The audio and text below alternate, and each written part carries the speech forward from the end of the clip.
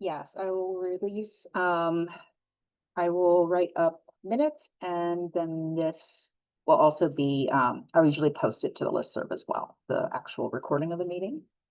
Um, so I am just going to get started. I just wanted to make a quick mention that I had a chance to watch both of the Evergreen conference presentations that Pale/Spark members were a part of. The cataloging non-English materials with Jacob, Leslie Gaines from Berks, Jacob from Lackawanna. We're on a first name basis, I guess now. So that. And Natalie Arnold, formerly of Lower Macungie. So it was really enjoyable for me. I actually just had to do my first Haitian Creole books last week. But I really love there's so many different perspectives and kind of tools to use, and it was so thorough. So it was really appreciated. I really enjoyed that. And then also, we also had the inclusive cataloging presentation. Katie was there and Jacob presented about Homosaurus. So that was really, really awesome. You guys did an amazing job and I appreciate all your hard work. And I'm trying to think, I feel like there's something else I was going to say, but I'm not sure what that is. Also, I just wanted to do a brief intro to my new coworker, Chance Duncan, who is the newest cataloging specialist at YCL. I believe he started just over a month ago, and in that time, he's witnessed floods, operators or elevators working and then not working, all kinds of fun things. So he's going to just briefly introduce himself. Hey everybody. Can you hear me okay? Yes. So yeah, my name's Chance. I moved here to Pennsylvania from Kentucky, and yeah, I'm just happy to be here. Happy to finally have a job in a library since that's what I went to college to do 5 years ago. And yeah, happy to be here.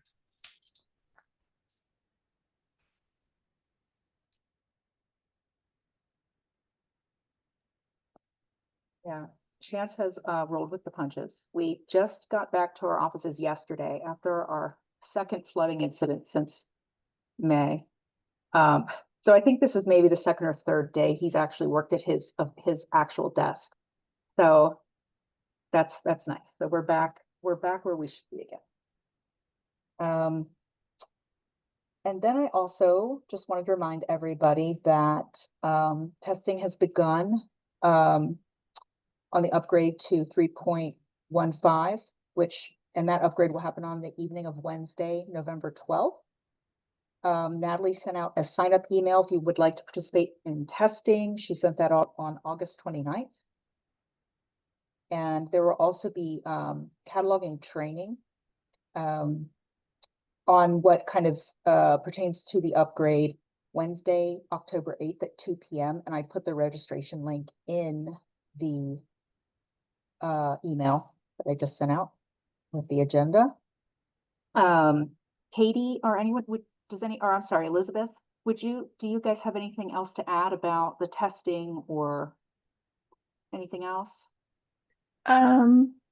Yes. So even if you are not comfortable testing new features or bugs, please go in and just test regular functions, add a holding, delete a holding, change statuses. Just work through the screens and normal policy, like normal procedures to make sure that all the buttons work as they should. That is a valuable asset to testing, not just the new stuff, but we need people to make sure that the current things still work as they should. So but yeah, Tess, if you have any questions, please reach out to us. We're happy to walk you through anything or test with you if you're finding something odd. We do that on the background a lot. Katie and Natalie and I usually are always in a meeting and is this working for you? Is this not working for you? So we are happy to do that. So please let us know if you have any questions. And also the link to the upgrade page on our Spark support knowledge base page will give you the link to sign up for testing, the bugs to test, and the dates and signups for training. Thank you both. So I guess I kind of like motored through those things. So I believe Elizabeth got an email from someone regarding AI materials and how we address them or handle them or don't, because I feel like a lot of us are just maybe starting to get a handle on policy, let alone spotting these materials. So I guess I just wanted to kind of throw it out to everybody. I do have some examples next to me that I kind of spotted. But I think it's kind of, I think it's also kind of an individual organizational decision as far as what you're going to do. And I think Katie did share a really good email, and I'll put that in the minutes as well, kind of regarding different libraries and their policies and how they kind of explain that to their members. My journey started a couple of months ago when I got this. You guys can't see it because I'm all blurred. It's about I'm trying to get it into focus. Nope. Maybe next to my head. Nope. Nope. It's basically a book on Project 2025. And it, you know, I looked at it, it has no references or a bibliography.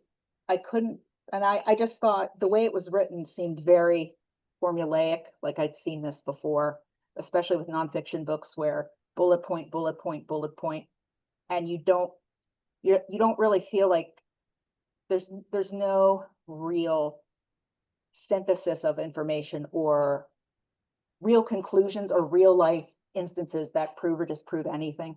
So I kind of became a little suspicious.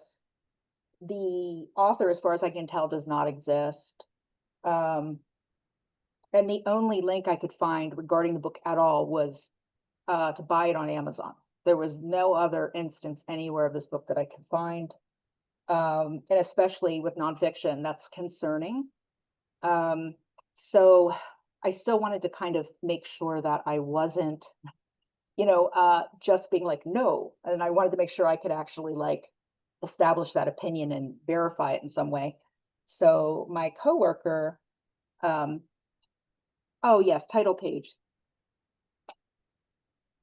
The title page, Jonathan, Project 2025, the future of conservative governance post-2024 election, revamping U.S. governance, the struggle for democracy's future.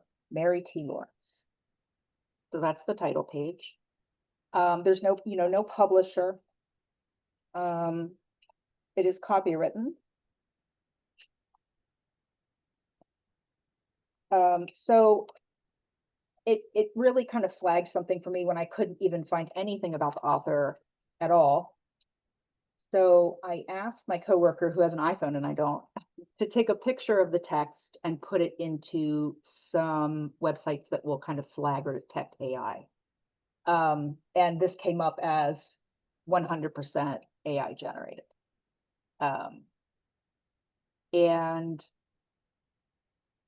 I tried to do as much due diligence as I could, but it was kind of obvious to me. And I think some of them aren't as obvious.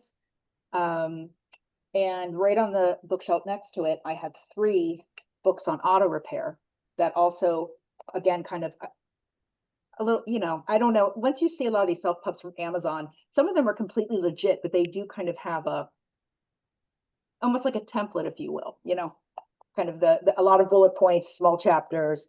So I also got a book, A Basic Guide to Small Engine Repair.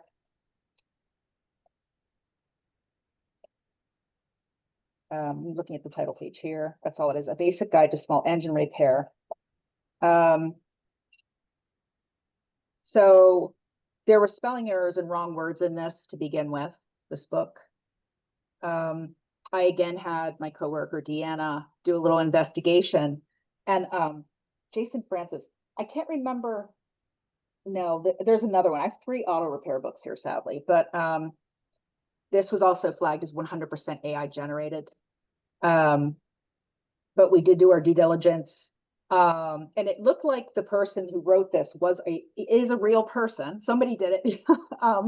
But I couldn't really find any verification that this was not written without complete help, or that, I just have I have a post-it here, looks like a real person, but he cheat. That's what, so that was my note on this guy. And then we had another auto repair one, that the author, I believe this is the one that Ethan Mitchell is, I guess, a race car driver. This one's also an auto repair, and it's the given author is Ethan Mitchell. Auto Repair for Beginners 2025, Mastering the Road. The title page says the same thing, except it's Auto Repair for Beginners 2024, Mastering the Road. Conquer Car's Common Problems with DIY Secrets, your easy step-by-step guide to saving money and achieving a self-sufficient driving experience, Ethan Mitchell. So he used a race car driver's name. As far as we know, the race car driver did not write this. Again, it was flagged as, I think one site flagged it as 100% AI generated, another 96.18% AI generated. But again, it did take a long time to do this, because the last thing I would want to do is assume something that wasn't true. So it's kind of funny that it may have taken longer to do this research than actually just to catalog the book. So that was kind of something that was a little hinky. And one of the most interesting things I had that really kind of made me ask some questions was another book on car mechanics. I know, it's a lot. So Car Mechanics Made Easy. There's no real title page. By Rafael Moreno Chacon. So this book was originally written in Spanish. This person I found online, real person, and putting it into 3 different kind of AI sites, AI detecting sites, I got 63% AI generated, 82% AI generated, 95% AI generated. And I guess my question is, if this is his original work and he translated it using AI, and it's using all of that jargon that AI uses, if he used it to translate, is it not his work anymore? So that was a real quandary. So I had to set this aside, because I'm like, yeah.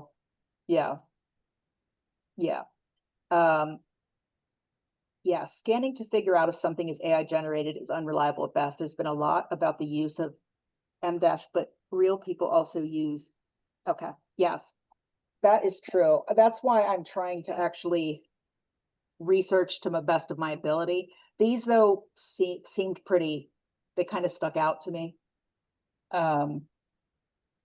And when we tested things well, I also tested other things that we had gotten that were self-pub. One was a book about dog care, taking care of your dog, and a very similar format. Again, no publisher, no nothing, and it had flying colors as not AI generated. So the things that tend to lie in the middle are the ones that kind of give me pause a little bit. And I think that this is just a Band-Aid right now. It's going to get harder and harder. But I also think when you don't have a publishing house behind you, and then you can't verify who this person is, that makes it really difficult to kind of troubleshoot it. So I did tell my supervisor, Mary Beth, about it, and she is in charge of collections. And so we're just starting to think about how we would write policy about this, or even approach it at all. So I wanted just to throw it out there for a conversation and see what else, you guys have been doing to kind of detect AI books, and also if you've written any policy or anything like that. In terms of whether to add them to your collection, or in terms of how to catalog once they're there? I mean, personally, I detest AI generated things, but that's not a decision I make. I just catalog things once they get here. I don't make the decision about whether or not we add them. So I don't know if there's, I don't know if you're saying that we should add something in the mark record that says maybe AI generated or whatever, but Not sure, really. I think it's kind of both. And again, I would say that there's how would you catalog it if you were going to add it? And I do think, especially going forward, there's going to be a big difference between AI assisted in some cases and AI generated. And AI generated to me is something that I'm not going to put in my collection. I'm not going to catalog, but AI assisted could come to mean a lot of other things in the future. So that's kind of where that gives me pause. But I do think that it's kind of an organizational decision. But I think since we share MARC records, if people are going to make these distinctions, we would kind of have to come to, I guess, it doesn't have to be today, we can think on it, but some kind of consistent way to mark them as such, I suppose. Again, if I knew for sure, I wouldn't add them. And I do also think if you're looking baseline at other books on this topic and you just had them all at your disposal, you had all the reviews, you had everything you would need to know about these books, would you add it? And I think with the majority of these books, it's going to be no most of the time anyway. That's just my opinion, though. Katie, you said you had an interesting article you shared during the email conversation. Do you have anything to share about that or add? I don't think particularly. The article that I had shared, and I think that I can drop it in the chat here, but it was a Nick Tansey article, who, shameless plug, will be speaking at the Pennsylvania Library Association conference next month. But just very thoughtful, kind of looking at what some of the libraries are doing. My recommendation for this group would be if we can pick wording for a added author or a subject heading that we want to use for these articles. And Nick talks a lot about in his article about libraries doing this, and I then went and looked at those policies, and they're like, oh yeah, they'll be designated in the MARC records, but then could not find any of the MARC records to see how they were doing it. Then we can obtain that information on our support page as just like a best practice. And then because I think one of the interesting use cases is, what if someone did want to read AI generated material? Like what if a high school student is doing a report on AI generated, books? So what if someone does want to discover these materials? Then we want them to be able to do that. And then we also want the opposite. So I think that would be, if you all can, like if you do want to mark it in the 910 or however you want to do it, then we can document it, and go that way. It does obviously get complicated if it's not on the material itself and you're trying to make an assessment about it. So yes, thank you, Elizabeth, for sharing that, the digital librarian article. Yeah, and that's where I run into a little bit of a hesitancy, is because putting in the MARC record that something is AI generated is often an accusation rather than a descriptive cataloging decision. So it's kind of like, Yeah, it should. I mean, what we should be doing is the materials should be labeled. And so I don't know, like, is there a go-to source? Like Danielle, you were talking about like a website or an app for being able to, like, because and then you could say either like this is AI generated or AI assisted, that is noted on the web page or in the material itself, or this website, this source says this is AI generated. So then you're citing, and maybe Jacob, you could push back on this, but I would feel more comfortable with citing a source and giving people the source than making that assessment and then not giving the rationale for that assessment. Yeah, I can share. We were using 3 different sites. There were 5 shared. I found an article from a while back that I believe she was a librarian at a community college and she had kind of been looking into it. And out of the 5, we found 3 that seemed to seemed to detect it. And it felt better at least to go through multiple, sites, at least to kind of validate that. And but I also think if you've been doing a lot of original cataloging or you do selection, you just see, even as cataloging, you see books come through your hands all the time. A lot of the time, they kind of send up a red flag anyway. Like, you see them and you go, oh, this looks familiar.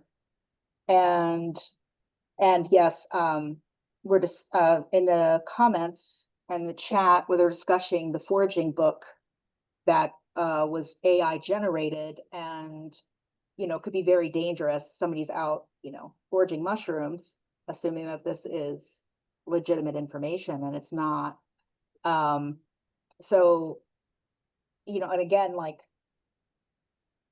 how to fix your car. I mean, I don't think anybody would get very far with these books trying to fix their car anyway, because it's like fixing your classic car, and then it's like you have I don't know, you have a 1965 Mustang, and it's like you're going to need to figure out what this and this is, and then it just goes on to something else. So I don't know how much damage somebody could do with this book at this point, but especially with, but again, you're talking about repairing something you're going to ride in.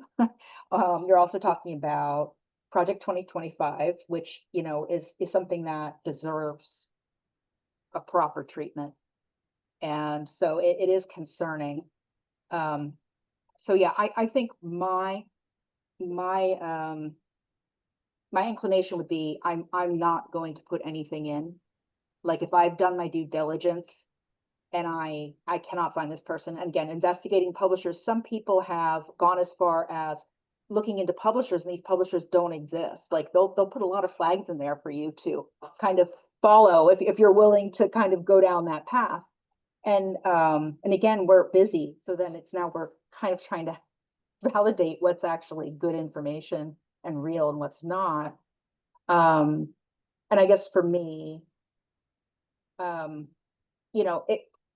it drilling it down, it's plagiarism, and you cannot verify the work. And I feel like as librarians, one of the things we have to depend on when we're selecting books is this person is an authority on something.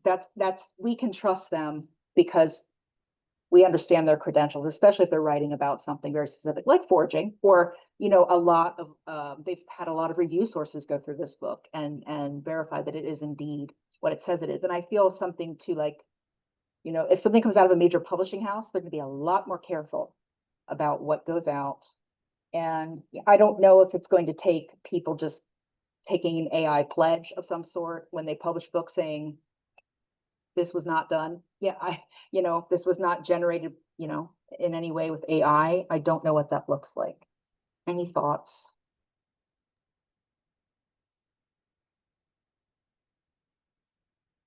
I think ultimately for me, it kind of the first place to start is your collection development policy. Like, if you don't have one, you definitely now is the time to have one. And like looking, are you reviewing reviews? Are you looking at them as a credible author? Or like all of the things that you just mentioned. Like, if you're buying self-published work, what is your policy on that? Like, how rigorous of a review are you doing? Like, obviously there are some local history books that are published, self-published, and they are the only authority on the Polish Alps and Southside of Scranton, and like like the neighborhood I live in. Like, that there aren't books about it. No one's going to research it, but maybe the guy down the street who's lived here his whole entire life has. So, but I think having that rigor and having something to point to is definitely going to be helpful. By the time hopefully it gets to you, like Jonathan said, it's been evaluated and selected with the collection development and policy in mind.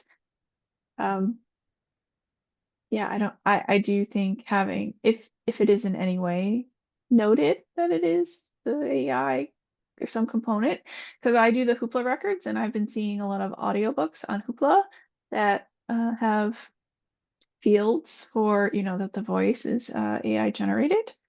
So they are in there. There are examples of records with that content in there.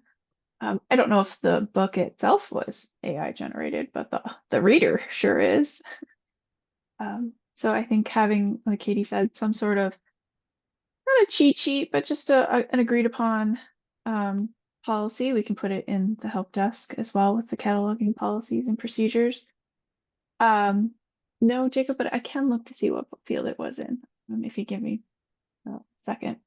I want to say it was in the 700s.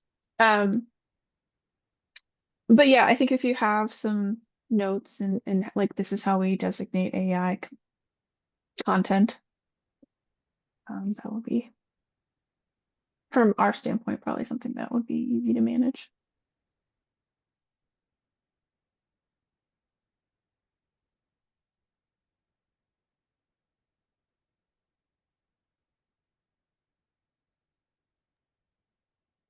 Was it in the, let's say, for example, if you have a narrator or someone that's reading your audiobook, it was probably, was it in the 700 as like a narrator, and then maybe was it in the actual name of the reader? I saw one that it Yes. actually had, okay. It's like Mary, Yeah. parenthesis, AI generated or AI. But yeah, I'm looking for an example now. It might take me a couple of minutes though, because I can't remember if I saw any this month, but I definitely saw some last month.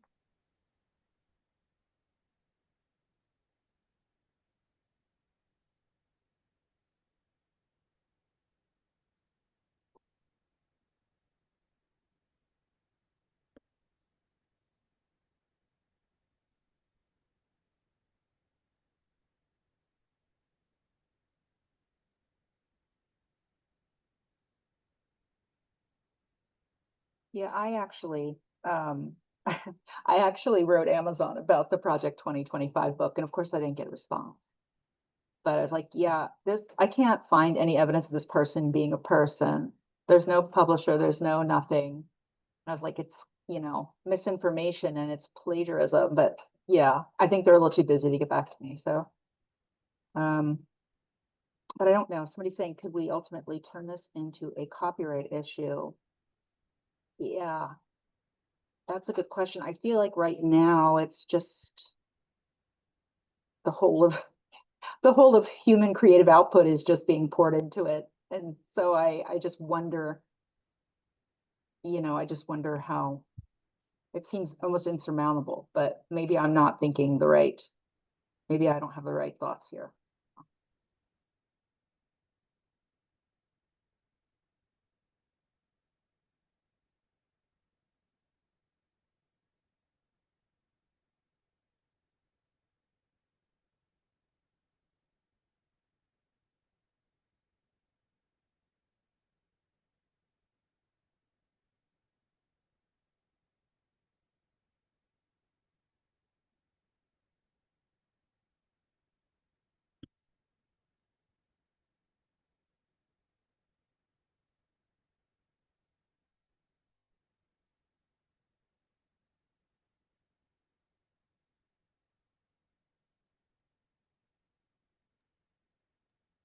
So it was in the 700 field.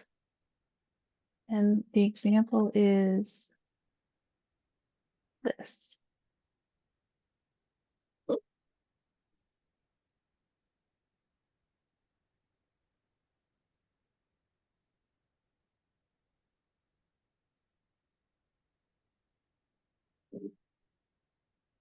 So maybe not AI, but it's definitely not a real person.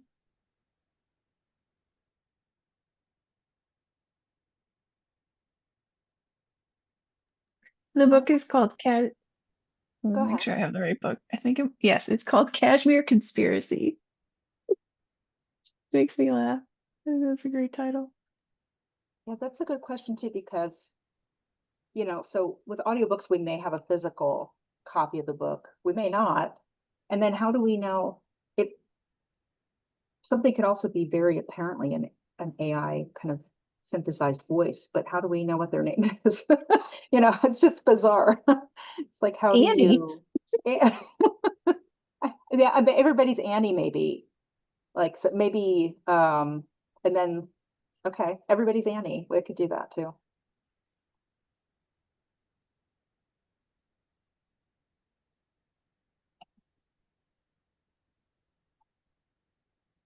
I have been, definitely I'm keeping the books. I'm not going to get rid of them, because I want to create a little library of them. And of course, if anybody wanted to do research, I would be more than happy to let them. I feel like if there's, yeah. Does anybody feel like they would be okay with this stuff circulating if it was marked as such, that it was, you know, that it was AI generated?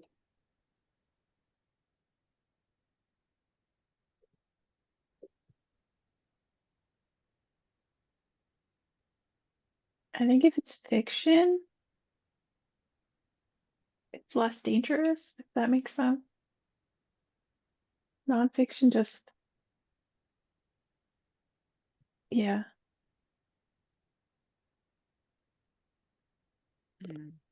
Oh, Ian, you're going bootleg copy, which is a whole nother can Yeah. of worms.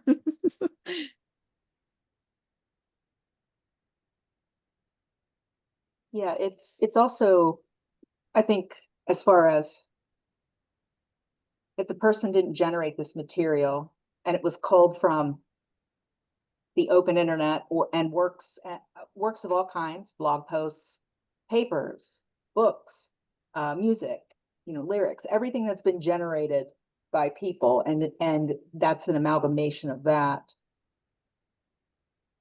It's do you really have a right to profit off that too? So you're selling a fiction book, and a fiction book can't necessarily hurt anybody, but it's plagiarism. Like, it's not something generated by you. It's really, yeah, Ian, that's what made me think of copyright as being the ultimate equalizer for us as catalogers. I would say that, but you know, a lot of these books have copyrights, but I can't even verify this person's a person. And that really gives me pause as well. Because people are making money off of misinformation, disinformation. I don't even know what to call it.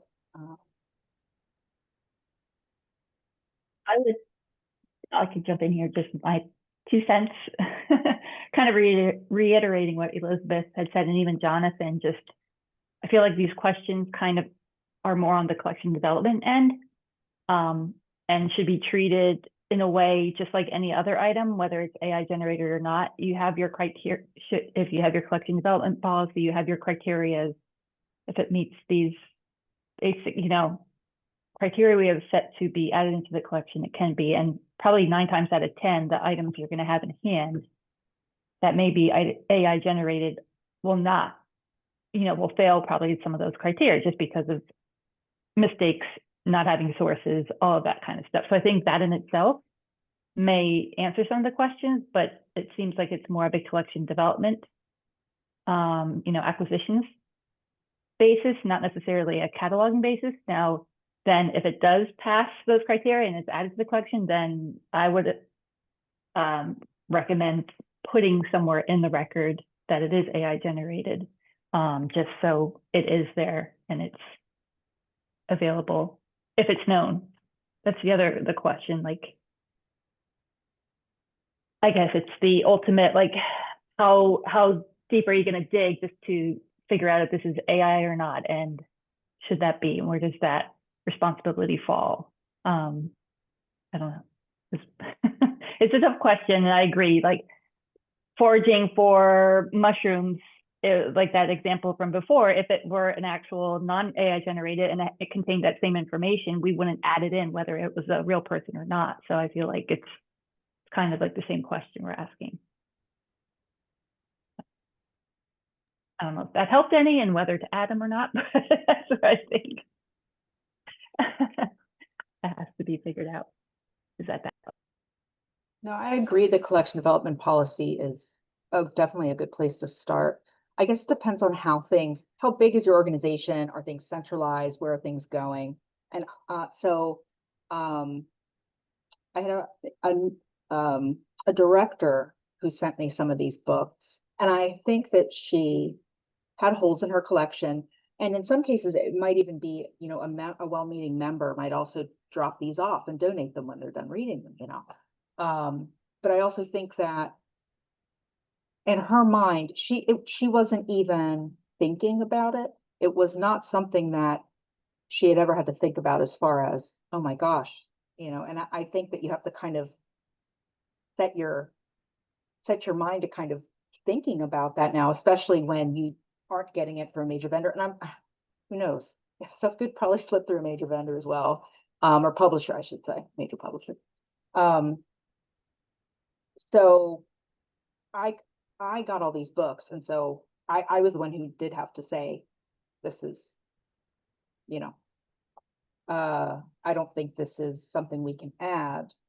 Um, but we're still working on the policy because also I think everybody out at our branches, a lot of them are stretched thin. They do a million different jobs. And so, you know, I'm probably going to have more time to actually sit when I go to Calvin's books and really look at them. And I just think that it's also just your mindset too. Like people aren't even thinking. Time goes so fast. It's just like this, just all of a sudden, it's just like, oh, I guess this is a concern now. So.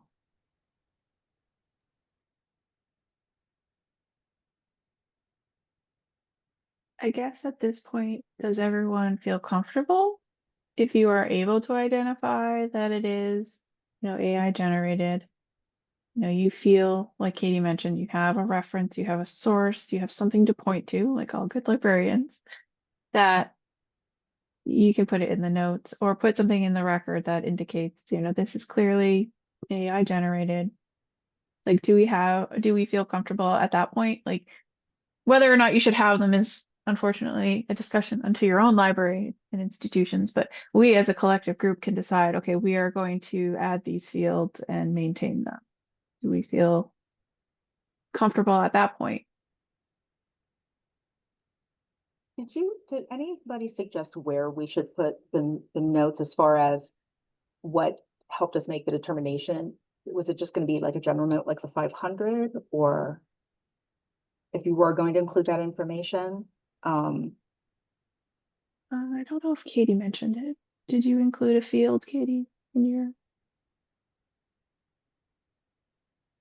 The note field. I didn't include one in my email. Keen mentioned the 9. Oh, like I like marking it in, yeah, and I don't remember what 910 is. Obviously, if we're using the 700 fields for the authors, that might make sense. Probably trying to think of things that aren't gonna get overwritten in the updates from Backstage.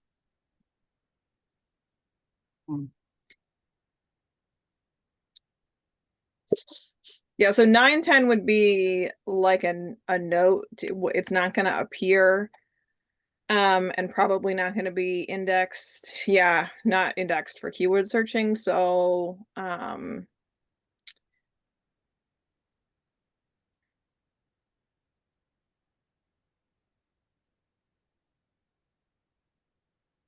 have to think about the 690s or the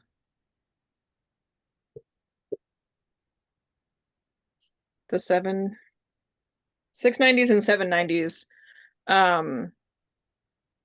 are for local fields, so that's an option. So 790 would be local added entry personal name.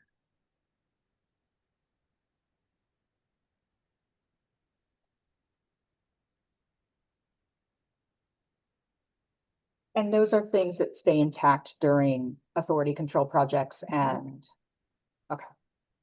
Yeah, and I believe that there's no reason that we can't make local authority, add those to the local authority files and then link them. I'd have to make sure that the 690s and 790s are linkable, but I think they are. I also think that Jacob in the chat said that there's an authorized subject heading for AI art from probably LOC, but I don't see one for AI text. I'm wondering too, I mean, maybe making a genre as opposed to a subject, because I feel like there's probably also going to be a lot of books. There already are a lot of books on this topic. And so there's the topic versus what it actually is. So that's another, I mean, we could make an authority also for like a 655 for the genre form. That might be Yeah, we more could- helpful. That could be part of the local authority that we maintain. Yeah. I think I'm just going to keep my eye out as well, and I'll ask Chance to do the same, just to see what kind of variety we're seeing out there. Like, how are people doing this, and kind of just paying attention and taking notes and finding different examples. The PDF that Jacob had linked to earlier from LOC is interesting because it gives us a way to create linkages to specific AIs. So like if you have something that says like this was written with GPT, then you can use 730 and put it in as a related work, which is, I don't think that we'd want that to be the catch-all, but that's an interesting, like Google Translate, OpenAI. So if people do list in the title page what the actual sources were that they used, then that's a nice way to do that. But I think we'd want like a catch-all, so that they could all be grouped together. So, yeah, there could be a 655 of AI generated materials, and a 655 of AI assisted materials. I don't know. Again, like we can, I'm kind of interested to see what's out there, honestly. But that's just a thought.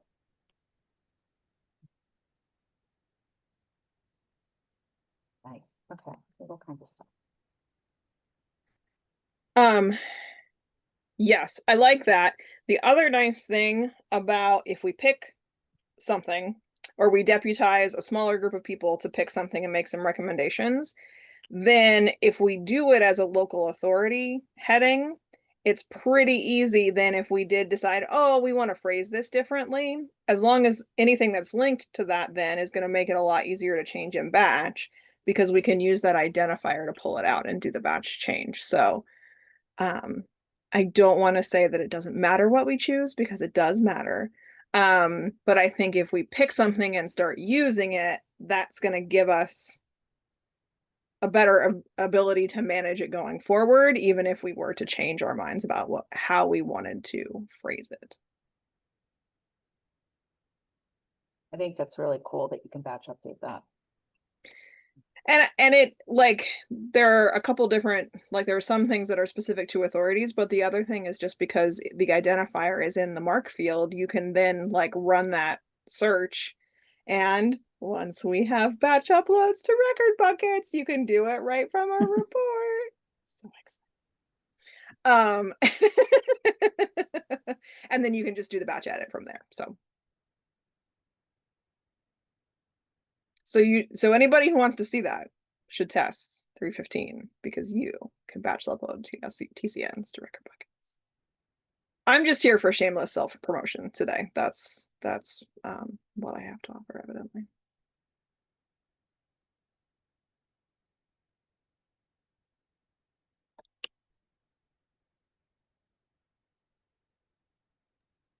Does anybody else have anything to add or any questions about this that are like hanging out there that we can kind of think about until we meet again? Or So looking at this one that Natalie has, with computer generated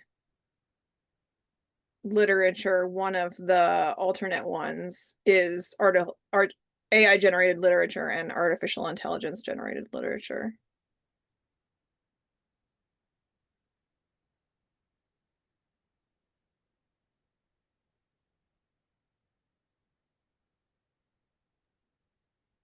Do you want to create a smaller group that kind of works on this together, or for those who are interested in it? I've had like a little subcommittee.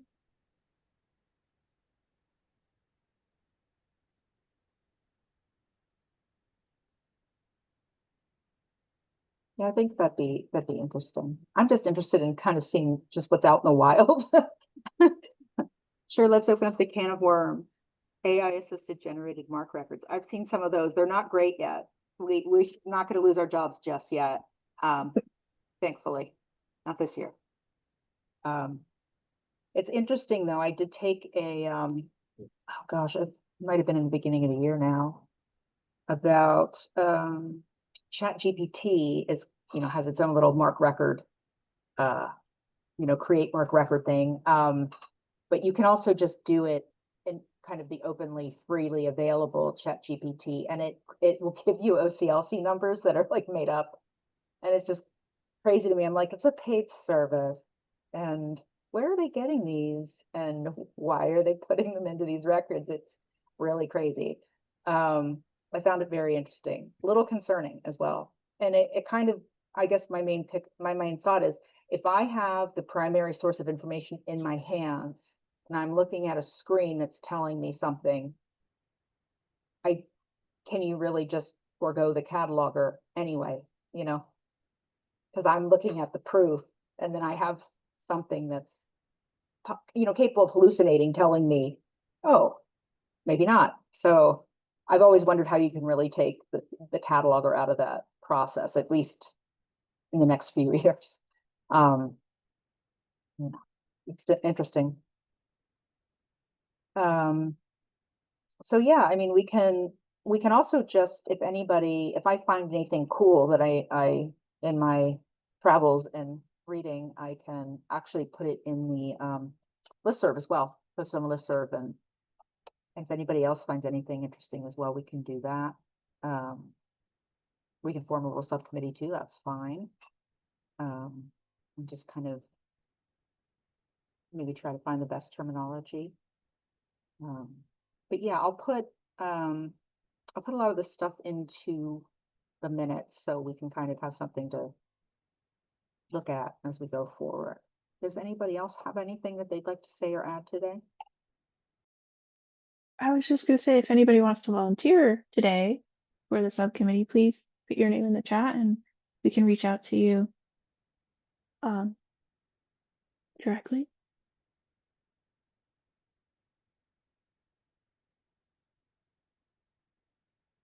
I'm gonna take that as a volunteer. Keen. Okay.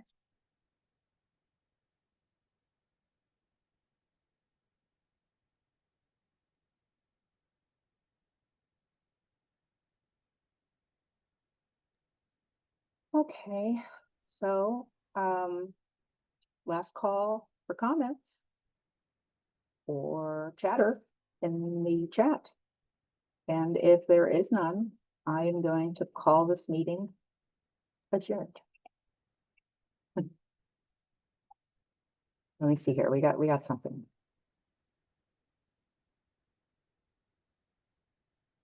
Looks like human authorship is what leads to copyright. Interesting. Oh boy. This is, we could really go deep with this one. I feel like we could end up with a board with, the red yarn all over it. This could really get, like, we might uncover some stuff we weren't expecting. This is like the great philosophical debate. Like, if you repair a boat and you repair all the pieces, is it still the original boat, or what? Isn't that? Am I like mangling this It's not analogy? the Argo, it's the in the Odyssey, the ship in the Odyssey that they switched out all the parts, and it's not the same. Yeah. What Thank you, Jonathan. Easy, yeah. What I'm curious about is, will this supersede How to Catalog Manga as the great cataloger rabbit hole, or will they just both be right up at the top?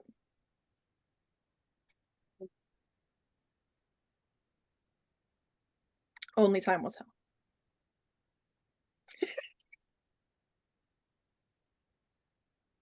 I don't know, like I can't retire, but some of this stuff just, I'm lucky I'm curious. Like it's kind of like I can't look away. So I guess that's good. Well, thanks everybody for all of your thoughts today and participation. And I will definitely be looking for interesting ways of flagging AI material because I feel like this could be fun too. We could find some real some really interesting descriptions of materials. So maybe we'll have a contest who could find the best way of the best record, the best description of this might not be real, you know, in a record. This might not be from a real person. I don't know. Let's see. So I'll be on the lookout. You guys have a wonderful week and I will talk to you all soon. Sounds good. Bye. Take care. Bye. Bye.